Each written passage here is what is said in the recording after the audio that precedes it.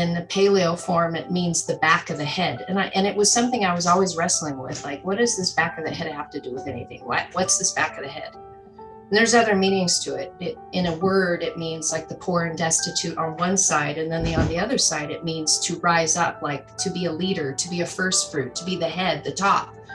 But then the other side is poor and destitute. So I could grab a hold of that. And I was like, okay, that makes sense. But why the back of the head?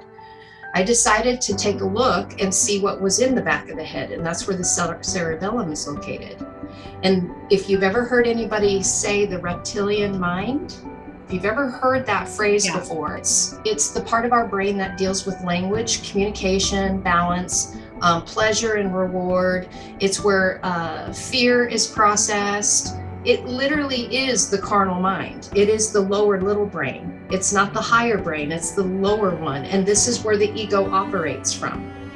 And so, yes, that is the carnal mind. That is the pleasure, pain, reward, everything. And so we spend most of our life living from that space because we don't know any better.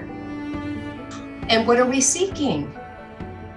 Pleasure out of our pain, but we're never leaving the reptilian mind. We're never leaving the back of the head to exchange it for the Christ mind. And we live from that place. And then we wonder why everything's like this all the time. Us and them, us and them, us and them, us and them.